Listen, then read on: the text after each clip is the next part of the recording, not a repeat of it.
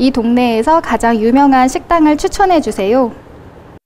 Please recommend me the most famous restaurant in this town. 인공지능 기술이 총동원된 분야는 자동차, 길가의 보행자나 바짝 따라오는 오토바이 등 차량 밖의 상황을 파악하는 건 물론 인간의 생체 신호까지 분석한다. 지난달 24일 대전시청에서 열린 대전의 꿈 4차 산업혁명 특별시 보고회. 이 자리엔 문재인 대통령도 참석해 4차 산업혁명 특별시를 향한 대전의 꿈을 응원했다. 과학 엑스포가 우리 아이들에게 과학의 꿈을 심어주었던 것처럼 4차 산업혁명 특별시 대전에서 다시 우리 아이들이 미래 과학의 꿈을 키우길 희망합니다. 세계가 경쟁하는 4차 산업혁명 시대, 우리 과학기술의 현재이자 미래인 대전에서 혁신을 이뤄내자고 말한 대통령에 이어 과학기술정보통신부 장관은 대덕특구가 중심이 돼 오는 2022년까지 연구소 기업 7,500개를 만들고 고용인력 30만 명을 달성하겠다고 밝혔다.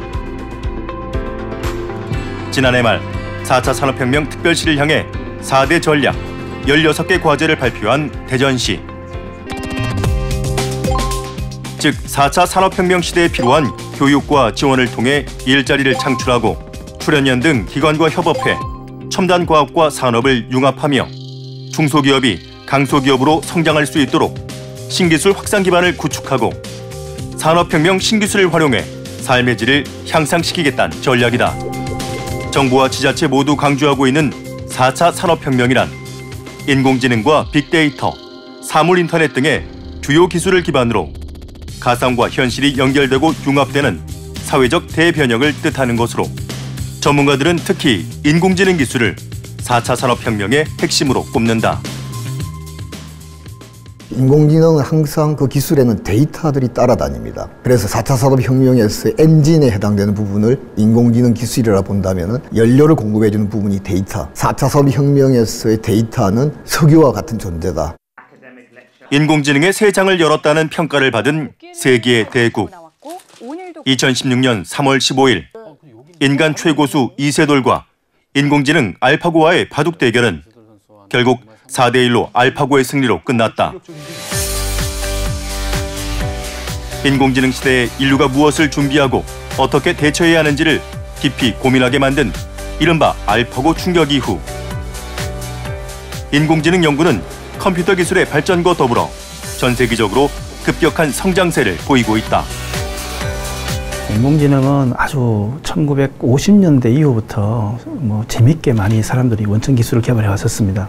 많은 연산량 때문에 그게 중단되고 그다음에 또 컴퓨터가 좋아지면 또 진행되기도 하고 이런 우여곡절을 많이 겪다가 갑자기 컴퓨터 성능이 확 좋아지면서 소프트웨어 위주로 가던 인공지능이 갑자기 어려운 문제가 확 해결됐어요. 알파고 같이 수많은 컴퓨터와 수많은 프로세서가 순간적으로 계산을 많이 하고 판단을 해서 그리고 지금까지 인간만이 할 수 있다고 생각했던 그런 영역을 컴퓨터가 해내는 시대가 되었죠. 우리나라 정부 역시 세계적 수준의 인공지능 기술력 및 R&D 생태계 확보 등을 목표로 제4차 산업혁명 패러다임 변화 대응 정책을 적극적으로 추진하고 있는데 정부 출연연구소와 관련 기업이 모여있는 대덕특구에서도 인공지능은 최대 화두 중 하나. 인공지능이란 말 그대로 사람이 생각하는 것과 유사하게 컴퓨터나 어떤 소프트웨어가 그 사람의 역량과 능력을 이제 발휘할 수 있는 그런 것을 제공해주는 기술이라고 보통 볼 수가 있습니다.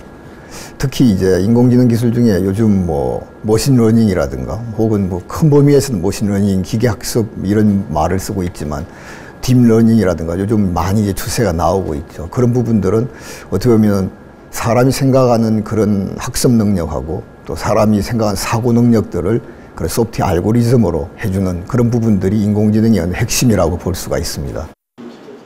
한국전자통신연구원에선 10여 년 전부터 통번역 솔루션 개발을 시작했다.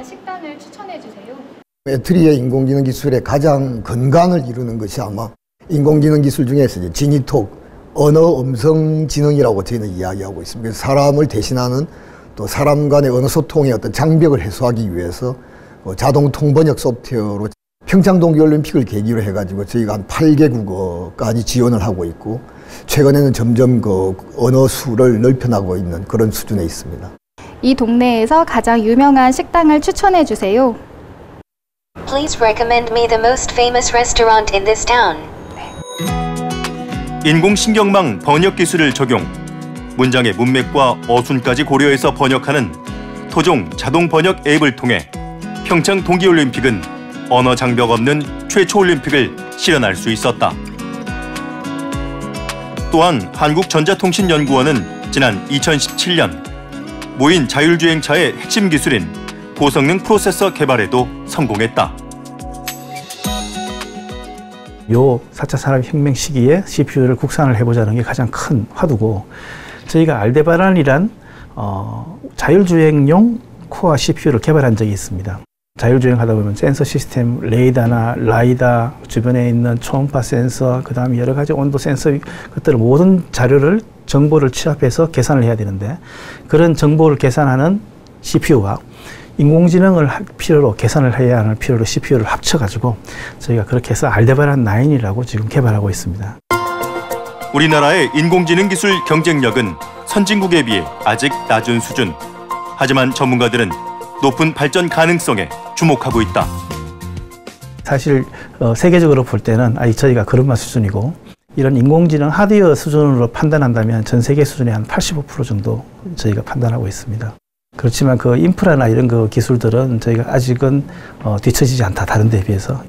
일단 기술 격차 측면에서 얘기를 드리면 최고 선진국인 미국에 비해서 유럽 같은 경우는 1년, 그리고 중국이나 일본 같은 경우는 1.4년 뒤쳐져 있는 상황인데요.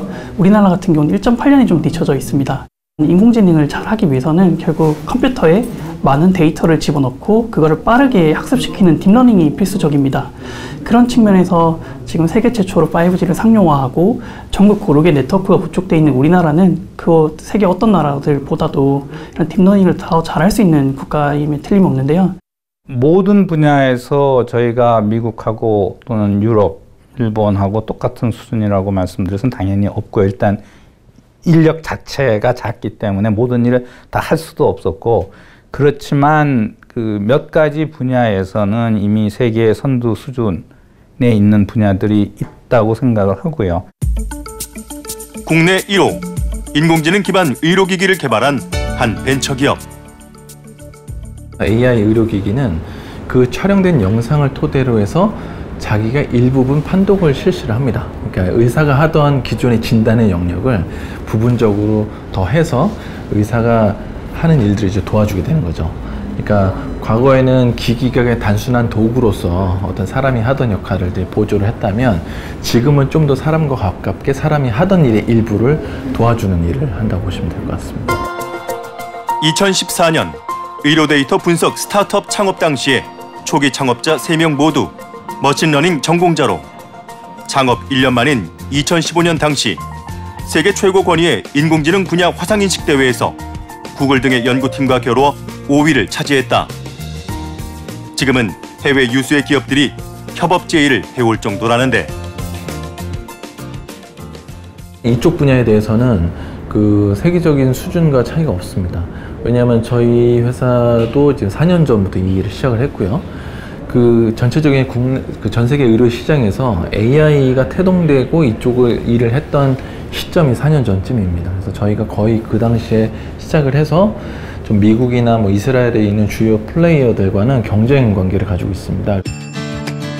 대표적인 기술 중 하나는 바로 뼈의 나이를 측정하는 기술로 사람의 손을 촬영한 엑스레이 사진을 통해 나이를 판독하고 성장 관련 질환을 예측하는 것. 김현준 이사는 세계적인 경쟁력을 키울 수 있었던 비결로 국내의 우수 인프라를 꼽는다. 우리나라가 이제 뭐 의료 접근성도 굉장히 좋고요. 서울시에만 해도 굉장히 좋은 큰 병원들이 많은데, 뭐 흔히 얘기하는 탑5 병원이 다 서울 안에 있고요. 하루 안에 그 병원들 다 돌 수가 있습니다. 그래서 저희가 같은 시간과 같은 비용으로 실제로 더 많은 의사 선생님, 많은 병원, 많은 데이터를 가지고 제품을 개발할 수 있는 여건이 좋아요. 전문 분야는 물론 일상생활에서도 어렵지 않게 찾아볼 수 있는 인공지능 기술. 서울 도심에서 만난 재활용 시스템 로봇은 인공지능과 사물 인터넷을 이용한 사례다. 집안에서 나오는 페트와 캔을 가지고 오셔서 저희 기계에 넣으실 경우에 거기서 이제 인공지능이 이제 페트인지 캔인지 아닌지를 구별을 하고요. 거기서 이제 각자 다른 방법으로 투입을 시켜줘요. 페트는 페트끼리, 캔은 캔끼리, 아니면 이제 잘못된 물체가 들어갔을 경우에는 다시 반환을 시켜주는 구조고요. 인공지능이 형태를 인식해 경제적 가치가 있는 쓰레기인지 아닌지 스스로 판단한다는 것. 카이스에서 만든 휴보라는 로봇에 들어있던 딥러닝 방식의 인공지능이 저희 회사에 맞춰서 페트와 캔을 분류할 수 있게끔 들어가 있고요. 그래서 그 원격 핸드폰 번호를 입력하면 거기에 따른 개인 정보로 통해서 저희가 포인트를 지급해드리고 있는 방식이에요. 과천 시범 사업을 시작으로 서울과 구미, 제주 등으로 확대된 인공지능 쓰레기통에 대해 여러 지자체가 높은 관심을 보이고 있다고 한다. 한편 과학기술정통부는 올해 2개 지역에 인공지능 융합연구센터를 지정하는 등 내년까지 총 5개의 지역에 인공지능 거점센터를 지정, 운영할 계획이다. 과학기술정보통신부에서는 인공지능을 산업에 접목해서 이런 새로운 시장을 만들거나 제품을 만들고, 그리고 기존 산업의 경쟁력을 확보하는 많은 사업들을 하고 있습니다. 일단 대전에는 정보통신업, 그리고 광주에는 자동차, 울산에는 조선, 이런 형태로 특화된 특정 지역의 특정 산업군이 모여있는 집약된 형태를 많이 가지고 있습니다. 이걸 인공지능 측면에서 인공지능이랑 결합된 측면에서 봤을 때는 그 지역에 가게 되면 가장 정확한 데이터, 그 산업에 대한 가장 정확한 데이터를 가장 빠르고 신속하게 구할 수 있는 점이 있는데요. 그런 측면에서 그 지역의 인공지능 전문성을 가지고 있는 대학들이 융합센터로 지정이 되고 그 산업을 분석하기 시작하면 우리가 미처 모르고 있던 혁신적인 아이디어들이 나오게 될 것이고요. 지난 2017년 자체 예산을 들여 인공지능 연구소를 설립한 한국과학기술원. 카이스트에 700분 정도의 교수님이 계신데 그중에서 인공지능 연구소가 한 70분의 교수님이 참여하고 계시고, 참여하시는 그 학과도 18개 모든 학과에서 다 참여하고 있습니다. 결국은 인공지능이라는 것이 사람이 하는 일을 대신해 줄 수 있는 기계 또는 컴퓨터 소프트웨어를 만들 거기 때문에 그 핵심적인 기술, 즉 학습을 어떻게 해서 배워나갈 거냐 하는 기술하고 이거를 어느 분야에 어떻게 응용해서 사람을 도울 거냐, 그래서 모든 응용 분야가 다 포함될 수밖에 없고요. 무엇보다 교육기관과 연구소가 많은 대덕특구의 장점을 살려서 인공지능을 연구할 수 있는 좋은 인력을 확보하는 것이 우선이라는 이수영 교수.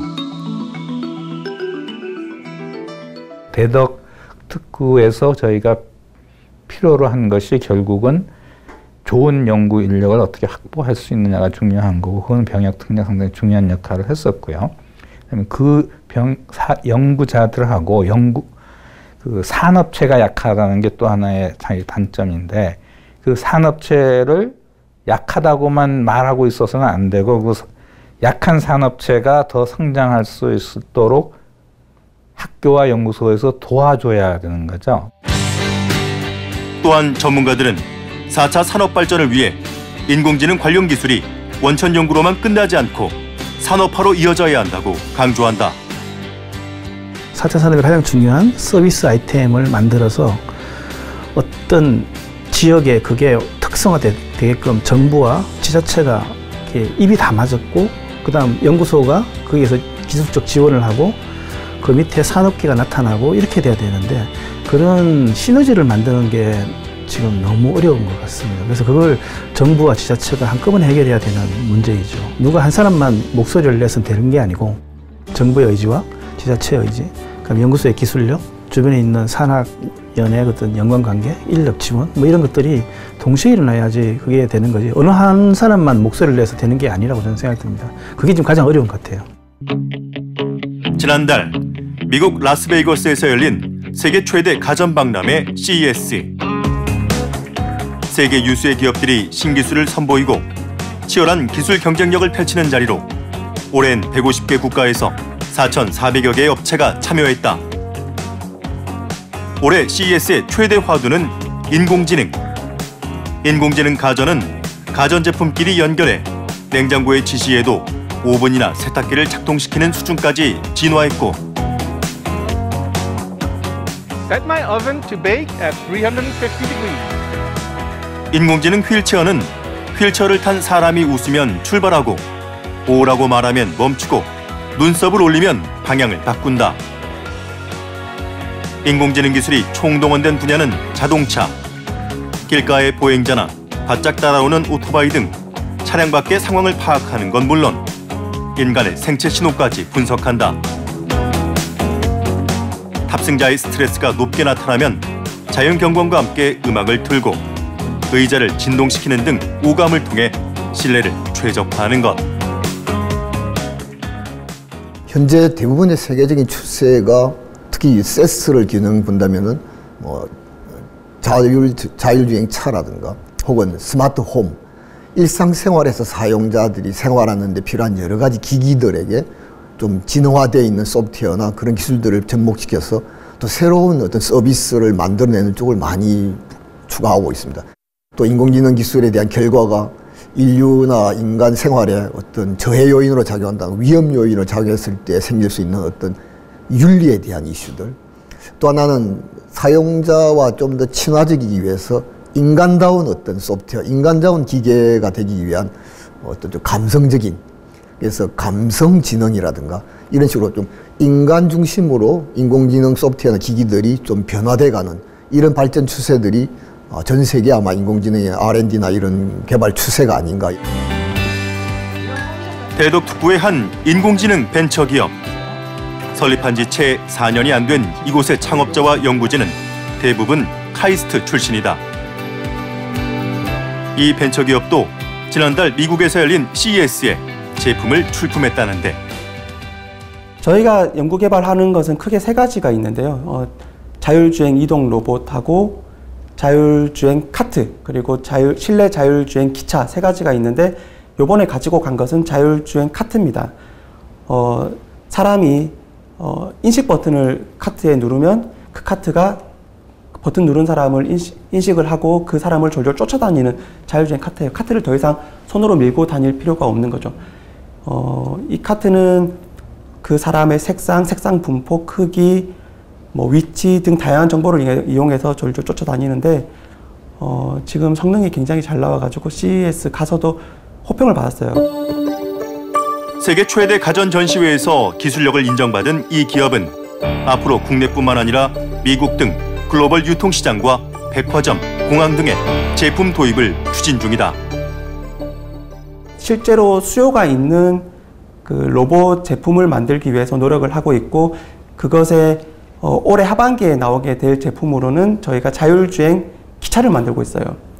물품을 옮기는데 카트 하나 끌고 다니는 것을 우리가 이제 사람이 힘이 들지 않고 따라오도록 만들었다라고 하면 이제 더 많은 물품을 실을 수 있도록 뒤에서 기차처럼 실제로 물리적인 레일이나 물리적인 연결고리가 없는데 그 주변 장애물과 충돌을 하지 않고 줄줄줄줄 이어서 기차처럼 이동을 해오는 자율주행 기차를 만들고 있는데 이 제품을 물류 시스템에 적용을 시켜서 국내뿐만 아니라 해외로 진출할 계획을 가지고 있습니다.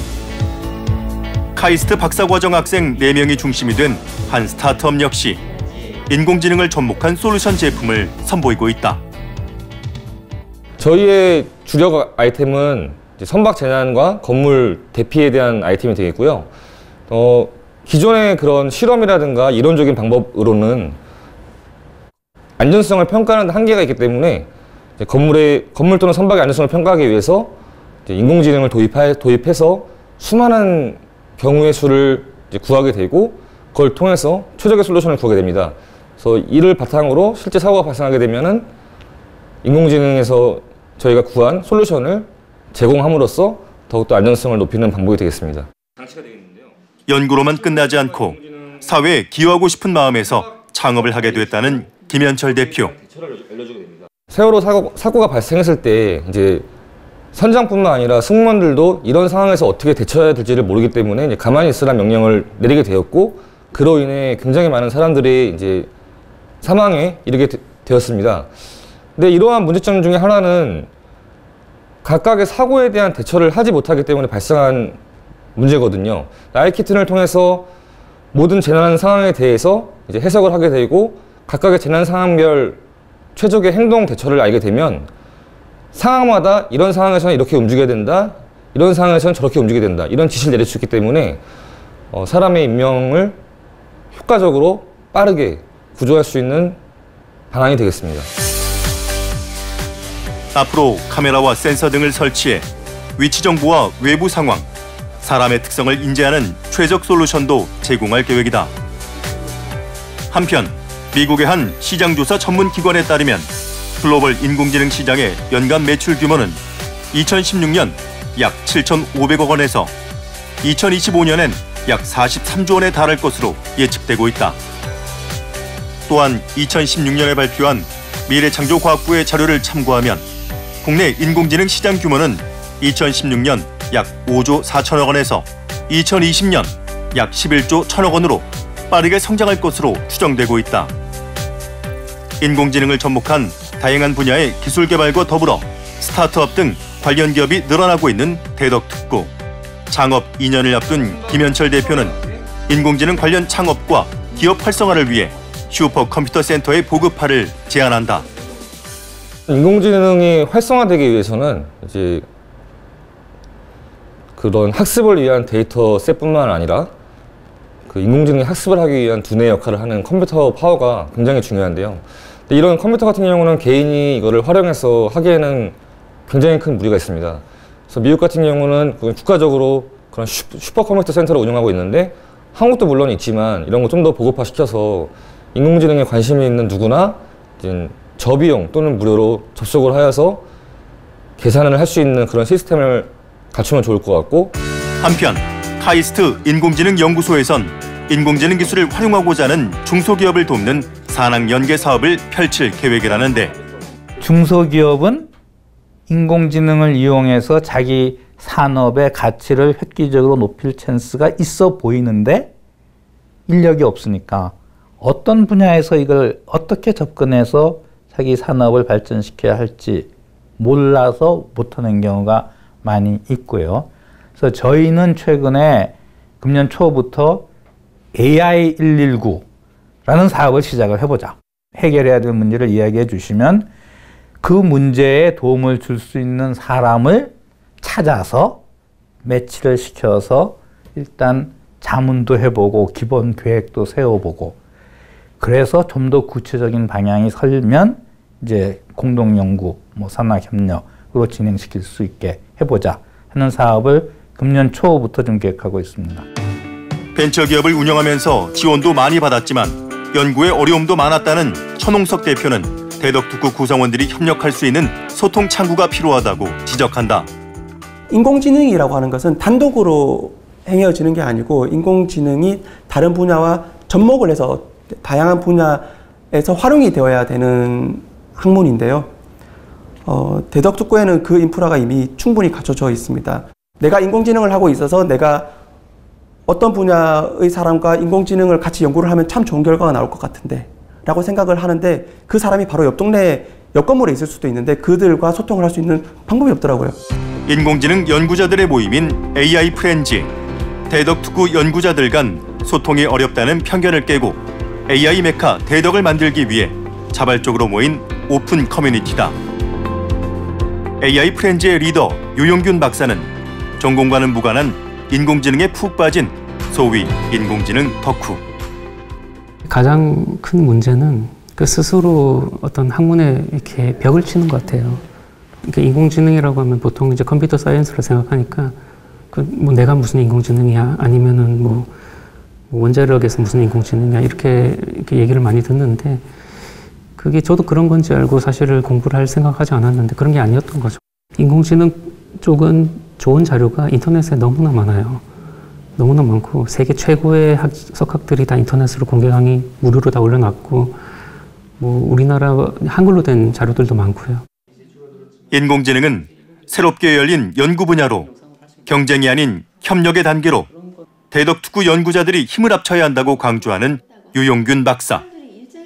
전문가들이 있고 인공지능을 이제 깊게 하시는 분들도 많이 있는데 그분들이 다 이제 숨어서 혼자서 하는 거죠. 나서서 협력을 하는 게 아니라 출연료 연구소에도 보면은 이렇게 전문가라고 말씀할 수 있는 그 분들이 있는데 일단 우리가 기관별로도 사실은 협력하는 것보다는 우리가 어떤 과제 수주라든지 이런 것 때문에 경쟁을 하는 거죠. 심지어 그 같은 연구소 안에서도 부서별로 경쟁을 하기 때문에 그런 교류가 안 돼요. 지난 13일 AI 프렌즈는 세 번째 세미나를 진행했다. 그동안 저희가 매주 정기적으로 스터디를 했었거든요. 다소 좀 전문적이고 어려울 수도 있고 많은 전문가들 위주로 참석을 했었는데 오늘 같은 경우는 조금 더 쉬운 내용으로 특히 대전에 계신 분들이나 이렇게 참여하기 쉽게 오셔서 자기가 하는 분야에서 이 AI를 어떻게 적용할지 좀 해결책을 가져갔으면 하는 그런 목적이 좀 있었습니다. 정해진 규정 없이 자율적으로 모이면서 대덕에 인공지능 기술 교류를 위한 열린 모임이 있다는 사실을 알리는 단계란 것. 이번 세미나에선 주로 산업용 인공지능 기술이 소개됐다. 의료 분류 시스템에 인공지능을 접목한 사례를 공유한 카이스트 장영재 교수는 기술 발전을 위해 국가의 역할을 강조한다. 근본적으로 이러한 변화의 세상에서는 일단은 무엇이든지 먼저 해보고 먼저 시도를 하고 일단 작은 실패를 많이 겪어보는 게 필요합니다, 이게요. 네. 근데 그렇게 하기 위해서는 그 실패를 용인할 수 있는 그런 문화, 그다음 정책적으로도 필요하고요. 지금 현재 우리나라 같은 경우에서는 딱 할 수 있는 것만 정해놨어요, 이걸요. 그러면 그 틀에서 새로운 뭔가 창출하기는 거의 불가능합니다. 그래서 이것이 바뀌어져야 되지 않을까. 아마 미국이 지금 이러한 기술에서 그 큰 나라가 이런 변화에 빨리 발전할 수 있는 것도 미국의 시스템 자체가 하지 말라는 것만 있지 그 외엔 다 할 수 있다. 이런 기본적인 개념을 갖고 있기 때문에 이러한 혁신에 발빠르게 대응하지 않나. 인공지능을 바라보는 관점부터 변화해야 한다고 지적하는 한국기계연구원 선경호 박사. 인공지능은 이제 컴퓨터 전공하는 사람들이 연구하는 분야는 그렇게 생각할 수 있는 우려가 있는데 이제 지금은 그런 시대는 아닌 것 같거든요. 저희 여기 오신 분들 다 보면은 화학 전공자, 의료 전공자, 기계공학 전공자 이런 분들이 이런 기술을 활용해서 응용 연구를 하는 그런 단계입니다. 근데 이제 그 어떤 정부에서 바라보는 고전적인 그런 연구 분류 체계에 따르면은 이거는 기계, 이거는 화학, 기계 중에서도 무슨 기계, 자동차 이렇게 나눠져 있는 거죠. AI 프렌즈를 통해 만난 연구자들은 자유롭게 모여 토론하고 교류할 수 있는 공간이 지속되기를 바라고 있다. 출연연들의 정의가 되어 있는 칸막이들이 과거의 산업시대에서 정의되어 있는 칸막이들이죠. 이제 앞으로 다가오는 시대들은 이 칸막이의 경계를 넘어서서 비즈니스가 많이 일어나는데 그 출연연의 그런 엑스퍼트들이 그 경계를 넘어서서 결집하고 지식을 축적하고 또 확산하고 하는 이런 공간들이 필요합니다. 이런 노력들이 알려지면 변화가 크게 일어나리라 생각이 됩니다. 만일에 그걸 속도를 빨리 하고 싶으면 정부나 지자체에서 그걸 빨리 캐치를 해서 도움을 주시면 좋겠습니다.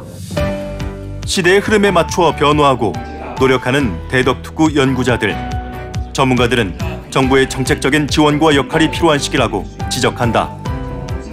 연구자들 입장에서 보시면은 이제 데이터가 수집이 돼야지만 그런 것들을 갖고 여러 가지 시행착오를 통해서 연구 활동을 하실 수 있기 때문에 정부 기관이라든가 아니면 산하 단체에서는 그런 것들의 원본 데이터들을 어느 영역까지 좀 노출할 수 있을지 그런 것들에 대한 정책적인 좀 지원이 되시는 게 가장 아마 지금 시급한 문제가 아닐까 싶습니다. 그런 것들을 낸다 그러면 잘 아시는 것처럼 국내 연구 분야의 이제 허브가 대덕 연구단지다 보니까 그런 것들이 풀려지기만 하면 아마 많은 연구자분들이 충분히 활용하셔서 좋은 성과를 내실 수 있을 거라고 생각하고 있습니다.